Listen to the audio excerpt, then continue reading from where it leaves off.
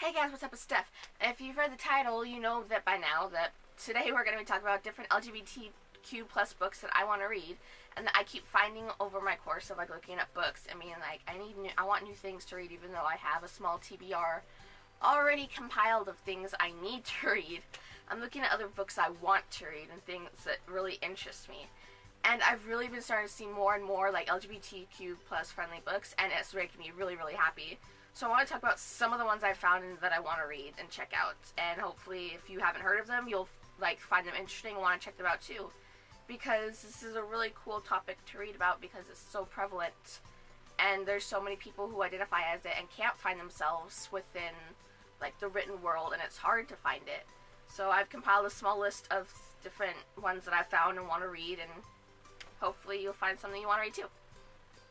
If I do leave any out, and you want to leave it suggestions down in the comments below, I know I don't mention Simon versus the Homo Sapien Agenda. That's what it's called, right?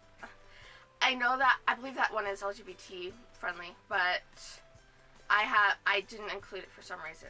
But yeah, I do want to read that one, but for some reason it's not on this list. So books like that, if you have any suggestions, leave them down in the comments below, please.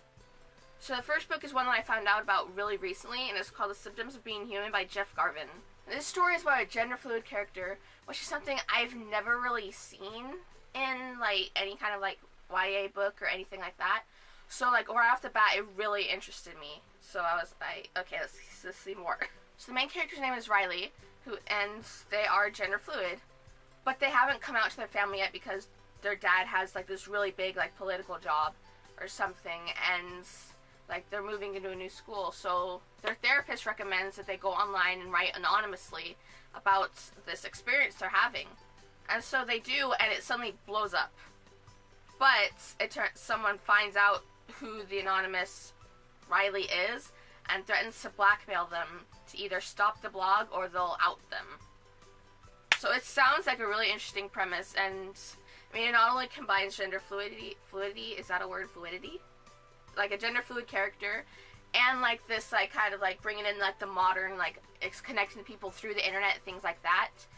It seems like a really good book. It seems really interesting. I really want to read it, and I've heard pretty good things about it because I found it through other booktubers reviews, and haven't heard anything bad about it. So I'm really interested to see what the big story is.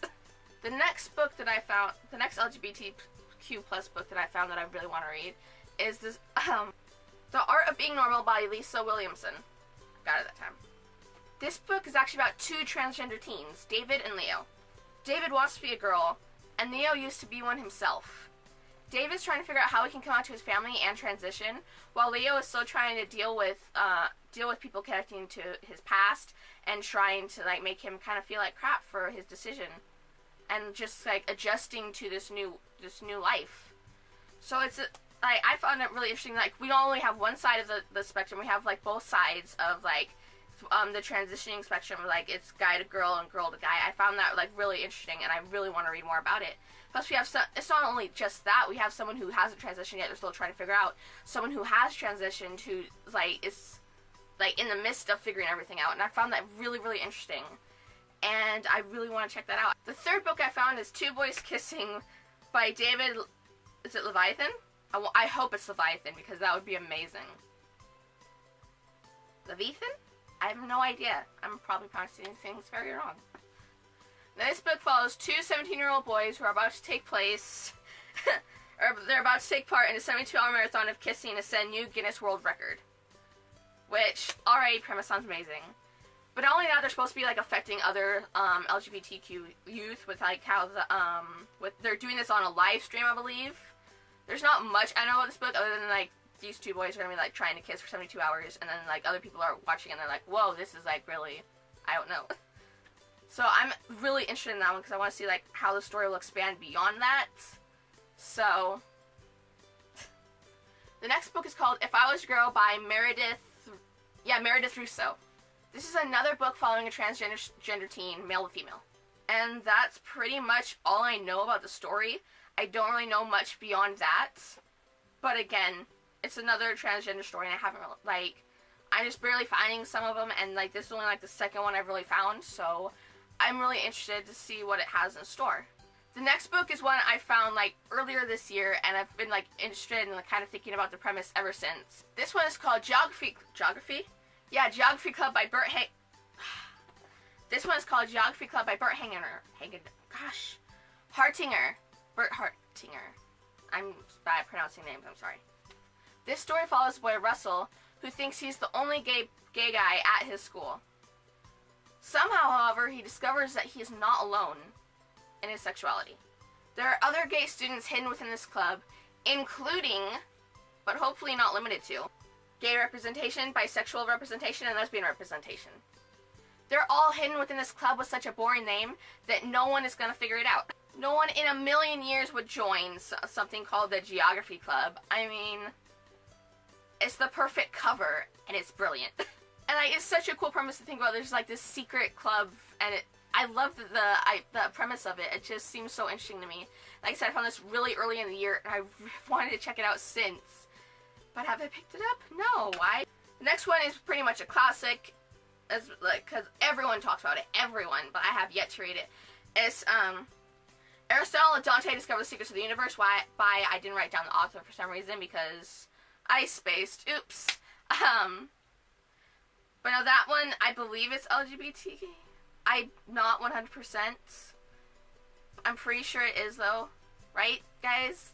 Help me out in the comments. I don't know that much about it. I always see reviews, but, like, for some reason, the premise, like, never really sticks in my head.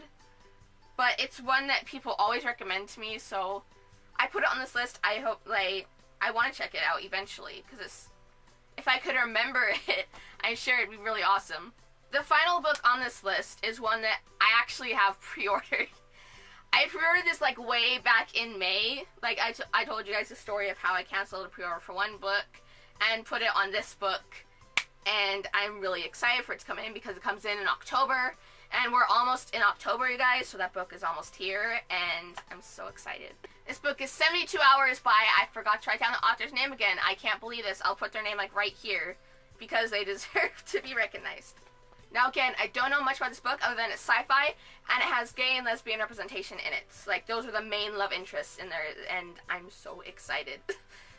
Like, it's so, like, putting them into, like, this, like, fun universe. Like, I believe there was hellhounds in the description or something similar to that. Like I said, I don't know much about this book, but I'm really excited. So, because it's kind of like this cool, like, sci-fi world. Like, the cover is really pretty, like, and it is so cool looking that, like, it looks so fun, and I'm so excited to actually be reading this in the next month, so heck yes. Those are all the books that I put down on this list. I know there's probably more that I didn't get to, like I said earlier in the beginning, like Simon vs. Homo Sapien Agenda. These are just some of the ones that I found that I haven't really heard anything about, or if I have, like, it's been a very limited amount of things about. And I wanted to share them with you guys. If any of you guys have read them, let me know if they were good or not down in the description. If you have any other LGBTQ plus books that you think I'd be interested in, please leave those down in the comments too, because I'm always interested in finding new books and like learning about new things. And I'd really love to be able to share, like, and I'd really love to be, like, even if, like, you don't see a book you want to read in here, in this video, maybe you go down in the comments and you'll see a book that you haven't heard about or you want to read, and you can start, like, get to know, you can check those out over the internet, I'm so rambling. You can check those out over the internet because it's great. And, yeah, I think that's all I've got for you guys today. Don't forget, there's only a small amount of time left to enter the Be More Chill book giveaway, which you can find a little eye icon up there, or there should be a little video popping up over here sometime. If you like subscribe, there'll be a little icon over here somewhere. And if you'd like to see what books I'm currently reading this month and trying to get through this month, you can check out that video right here, my September TBR, where I talk about some of the books I'm reading, as well as give you a mini review on the book Supervillain High, which I beta read and it came out September 1st, and I recommend checking that out. And that's all I've got for you guys today. I hope you have a lovely day/night. I'll see you later.